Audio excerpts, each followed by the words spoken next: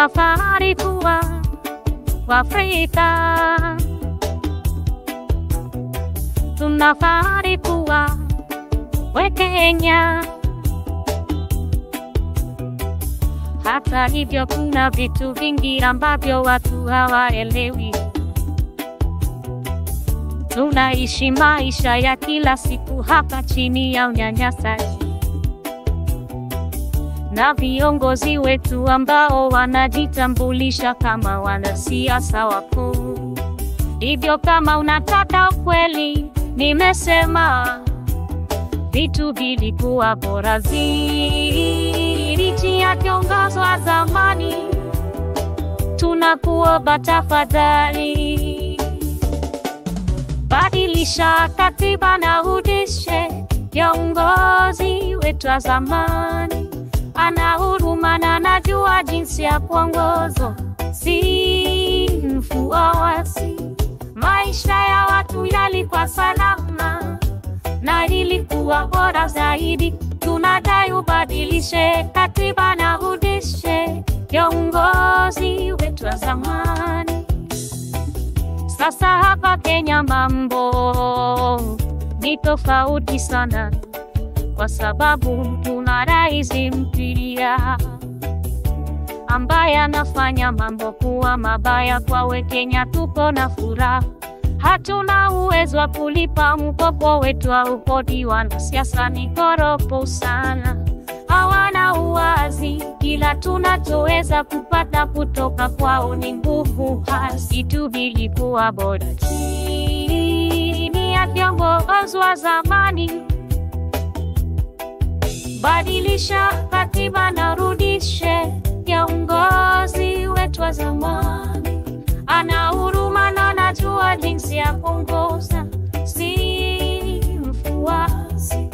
Maisha ya watu yalikuwa salama na ilikuwa bora zaidi. Tunadai ubadilishe katiba na urudishe kiongozi wetu wa zamani.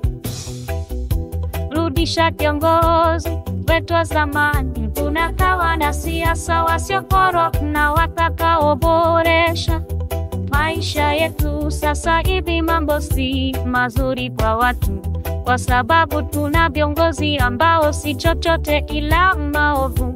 Wametuweka chini ya unyanyasaji, kisha na tufikisha ndani, kisha na tuiba. Kile kilichokuwa gharama ya shilingi 100 sasa kinagharimu shilingi 200. Wanasiasa wajali kama tuko hai au kama tumeoa. Tunakuomba tafadhali, badilisha katiba na rudishe kiongozi wetu wa zamani. Ana huruma na anajua jinsi ya kuongoza, si mfuasi.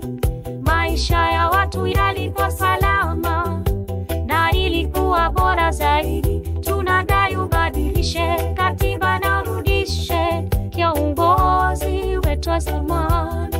Tunawaomba watu wetu kufungua macho yao kuweza kuona jinsi wanasiasa wanavyomia nchini. Wewe na mimi kila siku tunapojamka, hatuwezi kumudu nyama.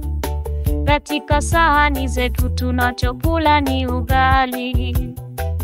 Watu wetu hawajui kwamba kiasi kingi cha ugali si kizuri kwa mwili. Athari za muda mrefu zinaweza kuathiri figo na ini. Waziri wa afya na madaktari wanapaswa kujua, lakini hajali. Kila mtu anataka kujaza mifuko yao, ni wezi.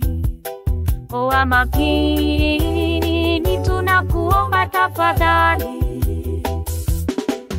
badilisha katiba na urudishe kiongozi wetu wa zamani. Ana huruma na anajua jinsi ya kuongoza, si mfuasi. Maisha ya watu yalikuwa salama na ilikuwa bora zaidi.